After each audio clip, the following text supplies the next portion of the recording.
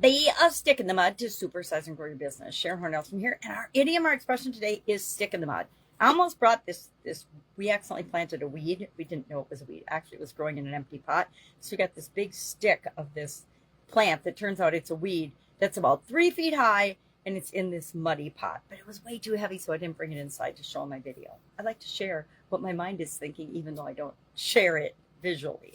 So stick in the mud, this is an idiom that's actually been around for a really, really long time. It was first recorded in 1733. In 1732 and 1733, two criminals in different parts of England that had the nickname Stick in the Mud were convicted of a crime. One was, I don't remember, but the other stealing, and another one was stealing. But two gentlemen, one who was named Stick in the Mud, were sentenced to death because they stole some priceless thing from some guy. I can't remember what it was.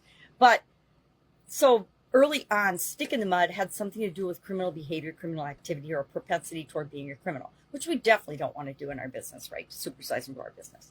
But that transitioned to more of today's meaning, and that was probably recorded in about this, I don't know, 18th, 19th century or 20th century, where it became stuck in your ways, stodgy, boring, fuddy-duddy. Fuddy-duddy's my favorite. And it meant that you were resistant to change. By the 19th century, the 20th century, it became, hey, a stick in the mud is somebody that's stuck in their ways, will say things like, that's not my job, or this is how we've always done it, which are two of my most dreaded, hated phrases, consulting and working with businesses, because I know that my work is cut out for me because the culture is well ingrained and entrenched in doing things the way that they've always done them. And guess what? When we're wanting to supersize and grow our business, it's all about change and innovation and new opportunities and figuring out how to meet people's needs better, faster, easier than other people do. And that doesn't happen very often if we're a stick in the mud. I hate to admit it, but I've been called a stick in the mud, especially by my children, more than once in my life, usually about weekly with my daughter. She tells me, Mom, come on, be adventurous. Come for us. Do this with us and the kids. It'll be fun. I'm like, yeah, okay, it'll be fun. And then my creaky old knees say, maybe not so fun. But when do we want to dig in, plant ourselves, and in what areas we want to dig in and plant ourselves to grow and build and supersize our business? And what other areas do we want to be more open and flowing and flexible to go with the flow of what's happening around us in the environment and in the world? I say when it comes to our core value, vision, the business that we're in, that people we choose to serve, we want to be all in on that. We want to stick to that with all of our convictions, and we want to be consistent and showing up in a way that people understand what we stand for every single day as we're building and growing and supersizing our business. Will it tweak and change a little bit how we do that over time? Yes, but the purpose and what we're doing in our vision and our core values stay the same. Those are things that we should stick our flag in the ground or our stick in the mud and be steadfast and true to those things. Other things, we want to go with the flow. So when do we go with the flow? When do we stick in the mud? When do we go all in? What do we go all in for? And when do we say it's time to flow and change and grow and be open to other possibilities? Curious when you decide and how you decide what those things are. I like to always these days, the older I get, be open to possibilities and open to what could happen and what we could do to serve people better.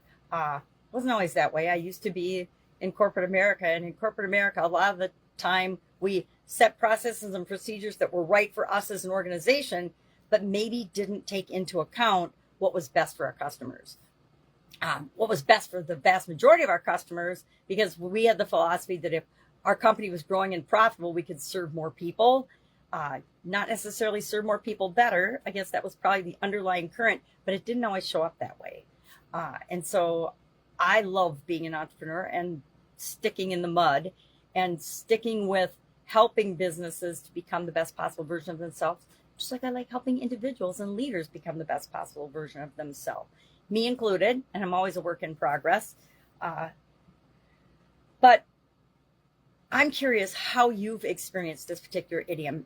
Is your business growing and flowing and improving all the time, or is it stodgy and stuck in our ways? Do you have people in your organization and in your culture that say, that's not my job, this is how we've always done it, therefore my answer is no? Do you have yes people or no people? We don't want a bunch of yes people that just tell us what we want to hear, but we want people that are open to possibilities of changing and growth, not always saying no because they don't want to change, they don't want to grow, they don't want to do it.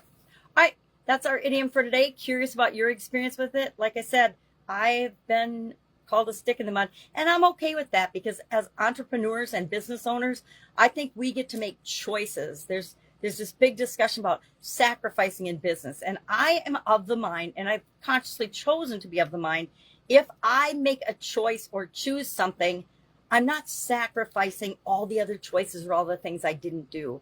You know, there's this feel sorry for me because I'm giving up everything to build my business mentality. And if you go in it with that attitude, if you go into it with that energy, you're approaching it from a negative standpoint versus, hey, I'm choosing to do this because I'm creating my future. It's a whole different feeling, a whole different energy, and you get very different results from that. All right, have an awesome day. I'll, of course, be with you tomorrow with another interesting idiom. This one was interesting to me. What does it mean? Where does it come from? And how can you maybe take it? And most people would say being called a stick in the mud is negative. I personally take it as a compliment because that means I am being true to who I am. Maybe not true to who they think I should be, but true to who I am and showing up and creating what it is that I want to create in the world.